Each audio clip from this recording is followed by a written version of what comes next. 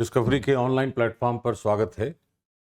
आज जिस वीडियो को मैं रिलीज कर रहा हूं आपके लिए वह बीपीएससी मेंस के आंसर राइटिंग पर बेस्ड है और इस वीडियो में यह बताने की कोशिश करूंगा मैं कि आप बीपीएससी के मेंस में किस प्रकार से उत्तर लिखेंगे और क्या ऐसा करेंगे अपने उत्तर में जिससे कि अच्छे से अच्छे अंक प्राप्त हो जाए।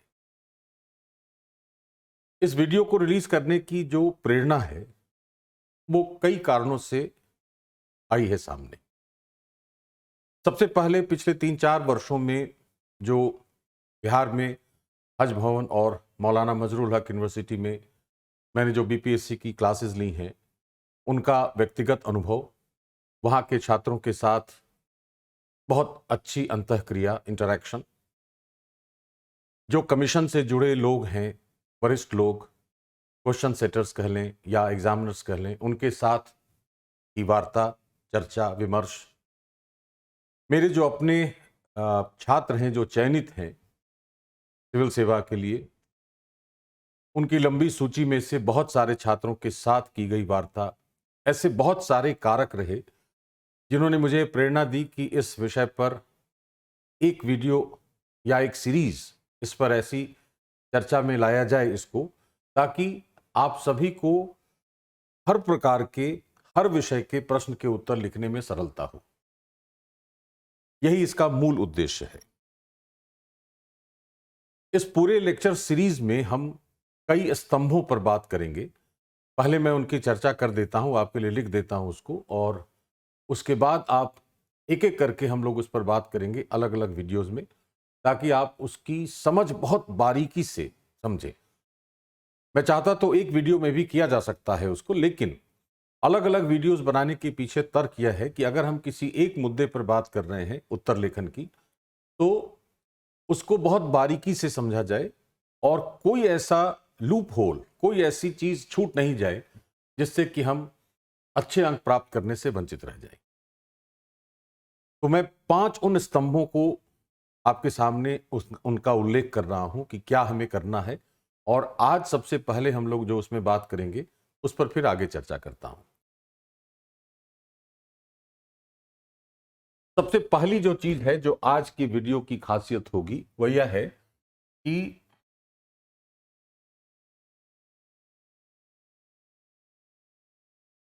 बीपीएससी मेंस में उत्तर लेखन की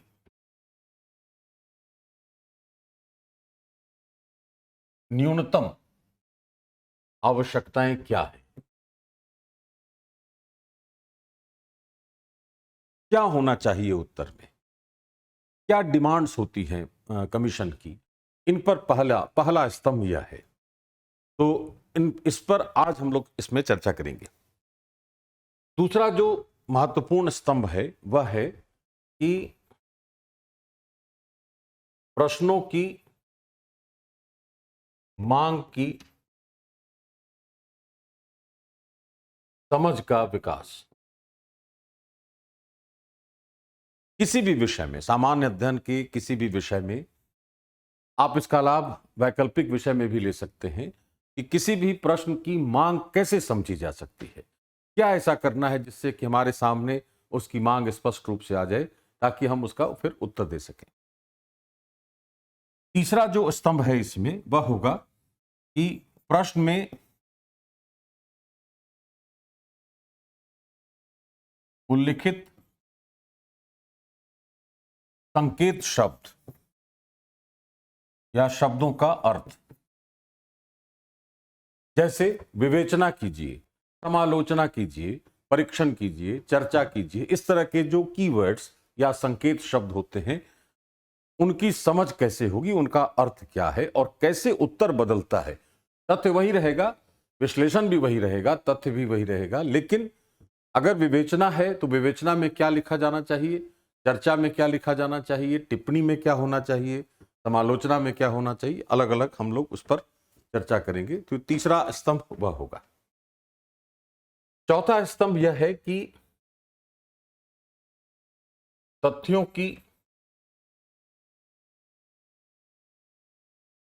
क्रमबद्धता, सीक्वेंस क्या होगा फैक्ट्स का, जैसे एक छोटा सा उदाहरण दे रहा हूं मैं कि मान लिया आप विज्ञान एवं प्रौद्योगिकी में कोई प्रश्न का उत्तर लिख रहे हैं, मान लिया दूर संवेदन, रिमोट सेंसिंग पर। तो रिमोट सेंसिंग की अगर पूछा गया है प्रश्न कि दूर संवेदन क्या होता है और इसके अनुप्रयोग क्या हैं, व्हाट आर इट्स एप्लीकेशंस, तो हमें पहला एप्लीकेशन क्या लिखना है? कृषि से संबंधित, या उसकी वैज्ञानिकता से संबंधित, या सीमा की सुरक्षा से संबंधित। काम तो वह तकनीक हर जगह कर रही है, लेकिन हमारा सही क्रम क्या होगा तथ्यों का, इसकी समझ बहुत अच्छी होनी चाहिए, जिससे कि हम अपने अनुसार हम अच्छे अंक प्राप्त कर सकें। और पांचवा जो हमारे पास करेक्ट सीक्वेंस जब हमें समझ में आता है, ये ऐसे ऐसे तथ्य हमारे पास रखने हैं, इस तरह के तथ्य हम अपने उत्तर में डालेंगे, तो उत्तर का प्रारूप क्या होगा, फॉर्मेट ऑफ आंसर, किस तरह का आंसर लिखा जाएगा, कैसे फॉर्मेटिंग होगी उसकी, उस पर हम लोग बारीकी से चर्चा करेंगे। और अंतिम जो इसका स्तंभ है वो यह है कि जब उत्तर हमने पूरा लिख लिया है तो निष्कर्ष क्या हो, क्या होगा और कैसे लिखा जाएगा निष्कर्ष। निष्कर्ष और सारांश में क्या अंतर है, कंक्लूजन एंड समरी। आमतौर पर हम निष्कर्ष के रूप में सारांश लिखते हैं, तो सारांश और निष्कर्ष में क्या अंतर है, इस पर भी बात करूंगा मैं, और आपको तरीका बताऊंगा निष्कर्ष कैसे लिखा जाएगा। यह कुल मिलाकर ये 6 स्तंभ हैं जिन पर हम लोग बारी बारी से अलग अलग चर्चा करेंगे अलग अलग वीडियोस में, ताकि आप प्रत्येक स्तंभ को बहुत बारीकी से समझें। जैसा कि भी मैंने कहा, आज की जहां तक बात है उसमें यह जो पहला स्तंभ है कि उत्तर लेखन की न्यूनतम आवश्यकताएं क्या हैं, इस पर मैं थोड़ी सी चर्चा कर देता हूं। सबसे पहले हमें यह देखना है कि आपका जो कमीशन है उसकी आवश्यकताएं क्या है। इन आवश्यकताओं को ढूंढने के लिए क्या जानना चाहिए कि आप अगर जिस सेवा में भी जा रहे हैं उसकी भूमिका क्या है। तो उसको कहा जाएगा कि सिविल सेवक जो होगा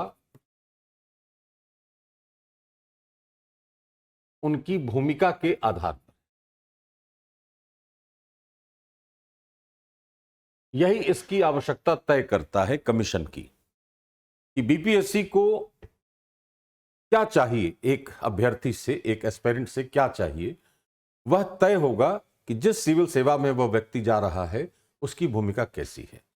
तो राज्य स्तरीय जितनी भी सेवाएं होती हैं उन सेवाओं में शामिल होने वाले लोगों की 2 भूमिकाएं हैं। पहली भूमिका है निर्णय लेने वाले अधिकारी के रूप में, और दूसरी भूमिका है अखिल भारतीय सेवा के अधिकारी के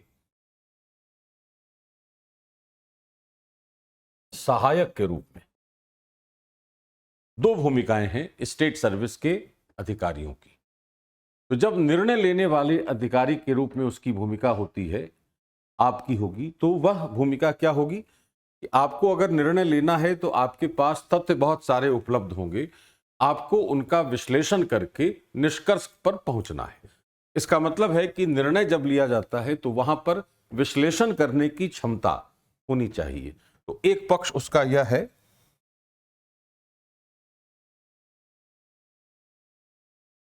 इसमें विश्लेषण की क्षमता होगी। लेकिन जैसे आप अपनी दूसरी भूमिका में आते हैं कि आप एक अखिल भारतीय सेवा के अधिकारी की सहायता कर रहे हैं, तो उनको तथ्यों से अवगत कराना भी आपकी बहुत बड़ी भूमिका है वह, और कदाचित यह पहले वाली भूमिका से ज्यादा महत्वपूर्ण भूमिका है। इसमें तथ्यों और आंकड़ों, बुनियादी संकल्पना, बेसिक कॉन्सेप्ट, जैसे कोई भी पारिभाषिक शब्दावली। अभी जैसे जिस प्रश्न का एक उदाहरण दिया मैंने कि दूर संवेदन क्या होता है, तो सीधे सीधे लिखना है दूर संवेदन क्या होता है कि बिना पार्थिव संपर्क में आए, बिना शारीरिक संपर्क में आए किसी वस्तु पदार्थ क्षेत्र की तकनीकों की सहायता से ली गई जानकारी को दूर संवेदन कहते हैं। इस तरीके से एक पारिभाषिक शब्दावली का भी अध्ययन करना हमारे लिए अनिवार्य होता है।